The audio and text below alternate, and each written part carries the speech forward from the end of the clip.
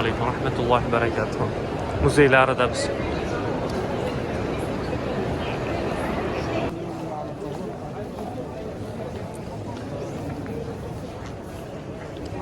Bu Baytullohning eng tepa qismi. Assalomu alaykum hammaga. İkinci kal yo'q. Nima yo'q? Kech kal yo'q. Tarovihdan chiqdik. Ketyapmiz Makkadan. Shunaqa bir-biriga o'xshaydi hamma yeri. Avtobuslarni topa olish qiyin.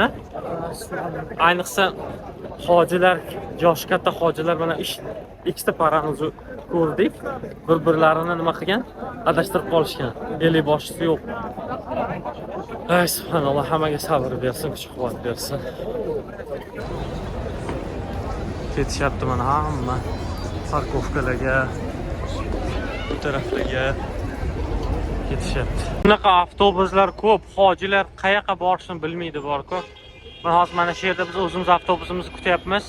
11:30da kelish kerak. Inshaalloh kelsin, lekin Azizaqqa ketishimiz kerak. Biz rayonimiz Azizaq. Bu yerda haram. Ana soat. Odamlar adashib qolgan, avtobus ketib qolgan, shunaqa mashaqqat, subhanalloh. Bo'lasiz, inshaalloh qayerga boramiz, abo? Arafat bilan Ali, Hiro g'origa boramizmi? Xudo xolasa. Hiro g'ori bilan Arofatni tarixini o'qib chiqish kerak bo'lmasa inshaalloh. Hop, Hiro g'origa, demak bugun Hiro g'origa inshaalloh. Assalomu alaykum. Mehmonxonada peshin namozi. Har bir mehmonxonada o'zida albatta namozxonalar bo'ladi, jamoat bilan o'qish uchun.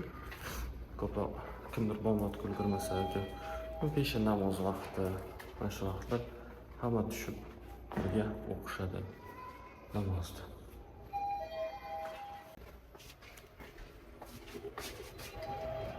Yerga bosamiz, ketamiz.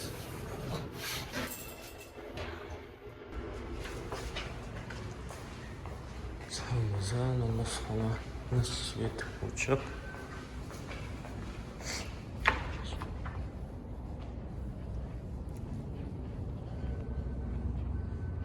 mana namoz o'qiydigan yer.